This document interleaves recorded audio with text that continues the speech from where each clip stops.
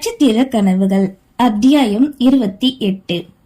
தன் மகளை காண அவள் பயிலும் கல்லூரிக்கு வந்த நீலகண்டன் பார்க்கிங் ஏரியாவின் அருகே இருக்கும் ஒரு பெஞ்சில் காத்திருக்க சில மணி நேரம் கடந்தே அவரின் முன்னே வந்து நின்றாள் ருத்ரா. ருத்ரா கண்ணு, மகளை ஆசையோடு அழைக்க, உங்களை யார் இங்க வர சொன்னா? நான் தான் யார்கிட்டையும் பேச தயாரா இல்லைன்னு கால் பண்ணியிருந்தப்பவே சொன்னேனே. இப்ப எதுக்கு இங்க வந்து என்ன காயப்படுத்துறீங்க? இப்போ நான் மனசால வேதனைப்படுறதுக்கு நீங்களும் ஒரு காரணம் தானே. கல்லூரி என்றும் பாராது ருத்ராதேவியை போல் கொந்தளித்து கத்த அங்கே வருவோர் போவோர் அனைவரும் அவர்களை பார்த்துவிட்டு சென்றனர். அதனை உணர்ந்தவளோ தன் கை முஷ்டியை மடக்கி கட்டுப்படுத்தியவள் தந்தையை அழைத்துக் கொண்டு கல்லூரியை விட்டு வெளியேறி அருகில் இருந்த பார்க் ஒன்றிற்கு அழைத்து சென்றாள். அங்கே அவ்வளவாக கூட்டம் இல்லாது போக, ருத்ராச்சலம், அப்பா உனக்கு ஒரு கெட்டது நடக்கணும்னு நினைப்பனா சொல்லு? ஏதோ விதி அப்படி நடந்து போச்சுமா, எல்லாத்தையும் மறந்துருமா. அடிக்கடிக்கு வீட்டுக்கு வா, உன் அம்மாட்ட போன்லயாவது பேசுடா என்க. மறக்கவா? எனக்கு வீட்டுக்கு வரவா? எப்படிப்பா, எப்படி என்னால முடியும்? வீட்டுக்கு வந்து என்னை ஏமாத்தினவனும் அவளும் கொஞ்சிக்கிட்டு புருஷன் பொண்டாட்டிய ஊருக்குள்ள ஜாலியா சுத்துறத நான் பார்த்து சித்திரவதைப்படணுமா? ஏற்கனவே மனசால நொந்துகிட்டு கிடக்குறேன். மறந்துட முடியுமா? எதப்பா மறக்க முடியும்? நீங்க வந்து இல்லாதான் உன்னோட ஹஸ்பண்ட் நம்ம வீட்டு மருமகன்னு சொன்னதையா? இல்ல அவனோட செயல்கள் எல்லாத்தையும் அணுவணுவா நான் உயிரா நேசிச்சு நெஞ்சுக்குள்ள புதைச்சதையா? இந்த ஒரு வருஷத்துல நான் இல்லாதான நினைக்காத நாளே இல்ல. அவன் கூட அவனோட பொண்டாட்டியா வாழணும்னு எவ்வளவு ஆசையா இருந்தேன் தெரியுமா? எல்லாம் இப்ப காத்து கரைஞ்சு போச்சு.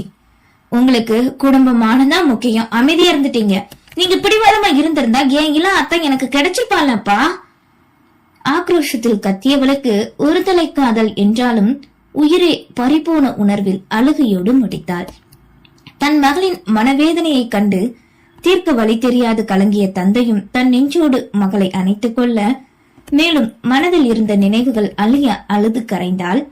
அப்படியே சிறிது நேரம் செல்ல, சரிம்மா, இன்னும் 2 நாள் லீவு தானே, வீட்டுக்கு போகலாம் வாமா மென்மையாய் அழைக்க, இல்லப்பா என்னால முடியாது, எனக்கு கொஞ்சம் ரிலாக்ஸ் தேவை, அது அங்க வந்த முடியாது, நான் இங்கே இருக்கிறேன். அம்மாவும் அப்பாவும் உன் கூடவே இங்கே இருக்கட்டாடா. நீ அங்க வரலன்னா அந்த ஊரே வேண்டாம் எங்களுக்கு. நீதான் எங்களுக்கு எப்பவும் முக்கியம். உன் ஆசை நிம்மதிதான்டா எங்களுக்கு வேணும். உனக்காக இந்த அப்பா என்ன வேணாலும் செய்வேண்டா நானு என்ற வார்த்தையில் இருந்த உறுதி ருத்ராவினை தலைகீழாக மாற்றி யோசிக்க வைத்தது. நான் என்ன சொன்னாலும் செய்வீங்களாப்பா? சொல்லுமா, இப்பவே செய்றேன். எனக்கு இல்லாதான் அவ கூட வாழக்கூடாது, அந்த கல்யாணம் நிலைக்க கூடாது என்க. அதனை கேட்டு நீலகண்டனும் அதிர்ந்து நின்றார். என்னம்மா இது இப்படி சொல்ற? அவனை போய் இன்னும் புருஷனா நினைச்சுக்கிச்சிக்கியா? அவனுக்கு கல்யாணம் முடிஞ்சிருச்சு.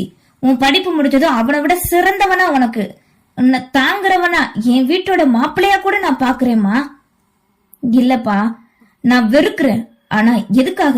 என் மேல எந்த விருப்பம் இல்லைன்னு சொன்னா அந்த மதிய விட எனக்கு என்ன குறைச்சலு?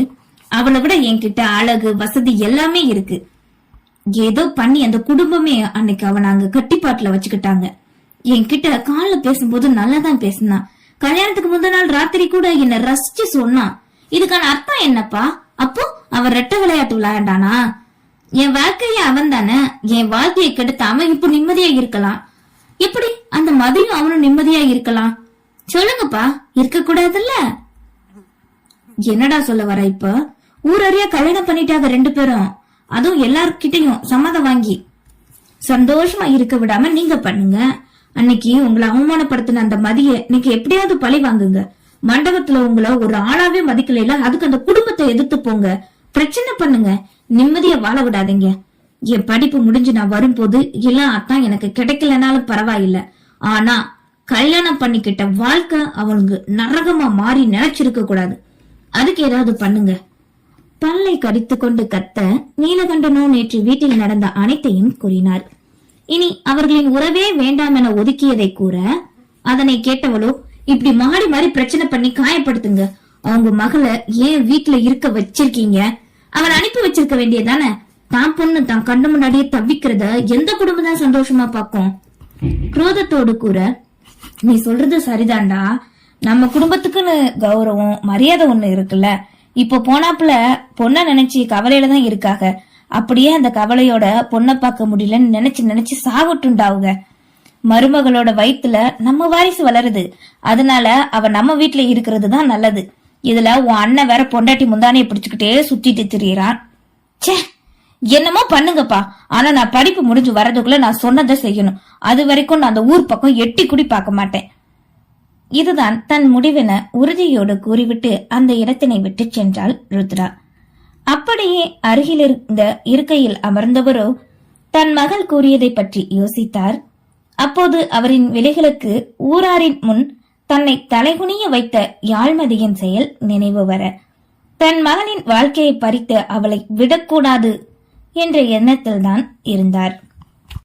மாலை நேரம் போல் மனைவியை அழைக்க அவளின் வீட்டில் முன் வந்து நின்ற யோகமித்ரன் உள்ளே செல்லாது ஹாரனை மட்டும் ஒலிக்க விட்டான்.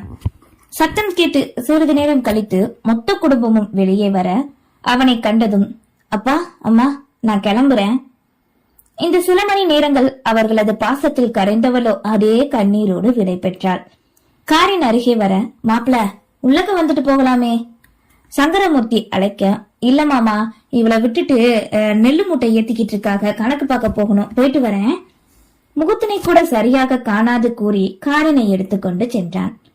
இருவருமே எதுவும் பேசாமல் வர நேராக வீட்டுக்கு வந்து இறங்கினான். அவளுக்காக வாங்கிய பழங்கள், மாத்திரைகள், ரிப்போர்ட் அனைத்தையும் உள்ளே கொண்டு வந்து கொடுத்து சோஃபாவில் அயர்வோடு அமர்ந்தான். தன் கணவனை ஒரு பார்வை பார்த்தவளோ அமைதியாக உள்ளே சென்றுவிட, எதுக்கு இப்படி பாக்குறா என நினைத்தவாறு வெளிமூடினான். உள்ளே வந்த இளையராணியின் எண்ணமோ, தந்தையிடம் வேலை இருக்கிறது என கூறினானே, இதுதான் அவனின் வேலையோ? அப்படியென்றால் தன் வீட்டாரோடு உறவு கொண்டாட விருப்பமில்லை இவனுக்கு. காரணம் கூறவே இவ்வாறு கூறியிருக்கிறான் என நினைத்து ஆத்திரத்தோடும் கவலையோடும் படுக்கையில் அமர்ந்தாள். சில வினாடி செல்ல, தம்பி காஃபி. வேலைக்காரி கொண்டு வந்து யோகமித்ரனும் கொடுக்க, அம்மா எங்க அக்கா எங்க கேட்க, இது வந்துட்டேன்டா என்றவாறு வெளியே இருந்து வந்தார். ஏக்கா சார், எங்க அம்மா. ஏமா போன, எங்க போன? கோவிலுக்கு தான். ஆமா, மருமக எங்க? டாக்டர் என்ன சொன்னாங்க? குழந்தை எப்படி இருக்கான்? ஏண்டா இப்பதான் காலம் ரொம்ப மாறி கிடக்கே, வயிற்றுல வளருது, ஆம்பளை பிள்ளையா பொம்பளை பிள்ளையான்னு பார்க்க முடியுமாமா? சந்தேகமாய் கேட்க, எதுக்குமா இப்ப நீ இப்படி கேக்குற? அன்னையின் மனதை அறிய நினைத்து கேள்வியாய் கேட்டான். இல்ல, பையனா ரொம்ப சந்தோஷமா இருக்கும். நம்ம வீட்டுக்கு ஒரு வாரிசு ராஜா குட்டி வந்த மாதிரி இருக்கும்ல. இந்த வீட்டு வாரிசு ஆம்பளை பையன்னு பெருமையா சொல்லிக்கலாம்ல. நான் பிறந்தப்போ இப்படிதான் சொன்னீங்களோ? ஆமா, பின்ன உங்க அப்பா திருவிழா மாதிரி கொண்டாடினாரு நீ பிறந்தத. ஒரு தடவை கொண்டாடிட்டு விட்டுட்டீங்க, அப்படித்தானமா? என்னடா கேள்வி இது? நீ கேட்ட கேள்விக்கு என்ன அர்த்தமா? முதல்ல பையனோ பொண்ணோ அது ஏன் ரத்தம், ஏன் உசுறு, வேறுபடுத்தி நான் என்னைக்கும் பார்க்க மாட்டேன் கூறிவிட்டு யோகமித்திரன் எழுந்து செல்ல, அறையில் இருந்த இளையராணியின் செவியில் இந்த வார்த்தைகள் விழுந்தது. மனதிற்குள்ளோ இதமாக இருந்தாலும் இவனுக்கு கூட குழந்தையின் மேல் தான் பாசம், தன் மீது இல்லையா? பின் எதற்காக என் வீட்டுக்கு அழைத்து சென்றான்? மன உளைச்சலால் குழந்தைக்கு எதுவும் ஆகிவிடும் என்ற எண்ணத்திலோ? தனக்குத்தானே கேட்டு வேதனையை நெஞ்சுக்குள்ளே அடக்கி கொண்டாள். இருள் சூழ்ந்த வானத்தில் ஆங்காங்கு சிதறி கிடந்த நட்சத்திரங்கள் ஜன்னல் வழியாக மௌனமோடு வேடிக்கை பார்த்து கொண்டிருந்த தேவாவின் அருகில் வந்து நின்றாள் அதித்தி. தேவா அழைத்து தோள்பட்டையில் கை வைக்கவே அவனும் திரும்பி காண, தூங்கலாம், மனசு போட்டு வருத்திக்காத, அது உடம்புக்கு நல்லதில்ல. என்னால உன்னை இப்படி பார்க்க முடியாது தேவா, பிளீஸ் கெஞ்சிதலாய் கூறினாள். அதனை கண்டவனோ தன் வேதனை இப்போது தன்னவளையும் தாக்குவது புரியவே படுக்கையில் சென்று அமர அருகில் வந்து அமர்ந்தாள். நான் சின்ன வயசுல இருந்தே பல விஷயங்களை இழந்தேன், அது திரும்ப கிடைக்காதா ஒண்ணுதான், கூடவே இருக்க அதுவும் போதாதுன்னு நினைச்சுக்கிட்டு இருந்த இன்னைக்கு கூற முடியாத கலங்கிய உள்ளத்தோடு அவளின் மடியில் சாய்ந்தான். அதித்தியின் கரங்களோ அவனை வருடி கொடுக்க, இப்படி என் அத்தை மடியில கூட நான் படுத்ததில்ல அதித்தி. அம்மாவோட அன்பு ஆறுதல் எப்படி இருக்குன்னு அத்தை கிட்ட நான் உணர்ந்தேன். ஆனா அம்மாவோட அணைப்பு சுகம் ஏன் எனக்கு மட்டும் கிடைக்கல?